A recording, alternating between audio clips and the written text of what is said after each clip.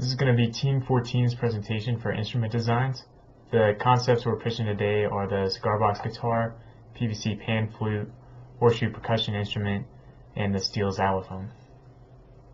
Here's the cigar box guitar that I created for our string instrument for Team 14. It was a labor of love. A couple roadblocks I hit along the way. If you reference slide 4, the original design had a pine neck and eye hook tuners, which I swapped out after testing to find that the pine neck split in half while putting the strings on. So I switched that out to a poplar neck for rigidity and sturdiness. Seems to work out fine. It plays very well. So I like it a lot. And you got the nice little sound holes here. Fancied it up a little bit. A little bit of the physics behind the design.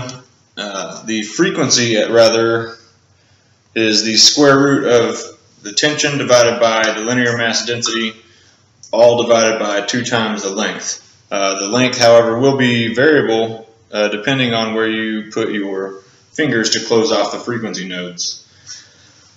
Moving on to budget, I came to hit my budget right on the mark at $525. Nothing crazy came out, even with the switching of wood.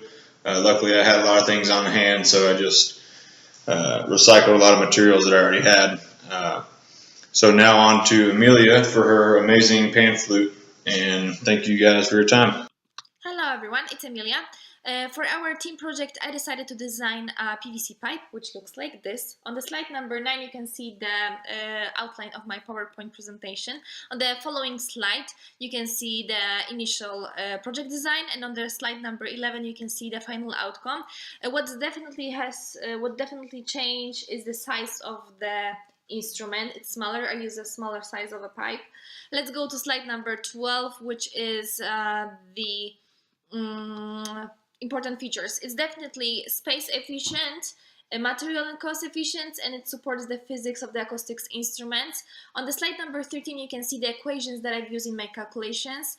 The challenges that I faced. I definitely had to make sure that each pipe has a specific precise length, so it produces the sound that I wanted to. Also, another thing is the close end of each pipe. I used, in this case, I used pennies. I had to make sure that each single penny is precisely glued, so no air comes out. That could affect the quality of the sound that is being produced. Another thing is that I noticed after completing this prototype is that it is much harder to produce a cleaner, louder sound with a longer pipe. I can demonstrate. So you can tell the difference. Let's go to slide number 15. The final cost. I spent only $2.58 for the whole instrument, which is pretty good. On the slide number 16, you can see the potential improvements. I would definitely say that we could use a smaller size of the pipe or a different type of a pipe, because this one is pretty heavy. So maybe something lighter would be a better alternative. Also, a better cap alternative for the close end of the pipe will be something that can be beneficial for the final outcome. Thank you for your attention. Should be at slide 17. The horseshoe percussion instrument got its name from this original design, but it no longer actually uses a horseshoe. If you go to slide 18, you can kind of see how that concept changed pretty drastically, but the underlying idea behind how the instrument would function stayed the same. In slide 19, you can see my design was unique because it employed the use of only one rod instead of a wide variety, and the pitch would change depending on the length that was allowed to vibrate. This would save on materials as well as space, which was 2 of our biggest criteria. If you go to slide 20, you kind of see the physics that I used behind it. I used the formulas that were given to us to find the length for each frequency based on a 3/8 inch diameter rod. On slide 21, one of the first obstacles I faced was the lengths that I calculated were really close together, about 0.2 inches apart. And then the second was trying to get the instrument to actually produce sound.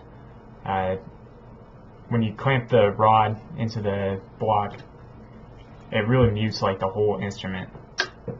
and it doesn't make a very good sound. So those are just some of the problems that I ran into. On the next slide, you can see the cost for all of the materials that I used. Ended up being about $926, which was under budget. So that was the horseshoe percussion instrument.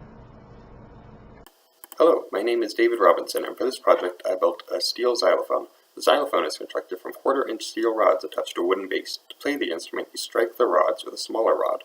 The notes are arranged from high to low. I had originally planned to use a hollow metal tube, but after running the calculations I discovered that the length would not be within the parameters required for this project. And so I finally settled on the 1/4-inch steel rod. The physics of the design. I looked online and found that the speed of sound through steel is 5920 meters per second, and I plugged that into the calculations we learned earlier in the course to discover the lengths needed for the rods. The final cost was $14. Some challenges faced and lessons learned. I completed the prototype late, which meant I got started testing late. And I discovered that some of the notes were incorrect, possibly due to an incorrect speed of sound. And also, wood and glue muffled the sound. So I would like to complete the prototype earlier so that I could test earlier and iron out these issues next time. How the design could improve. I'd like to try using rubber instead of wood so that the instrument can be rolled up for ease of transportation. I would also like to run more calculations and do more measurements to pinpoint the speed of sound in the material that I'm using next time. I'd also like more uniform rod lengths so that the rods could line up in order of length. In conclusion, these instruments together are able to perform the ASU alma mater. They're cost efficient at $31, they're compact, they're innovative, and they're aesthetically pleasing. Here are the references we used. Thanks for your time.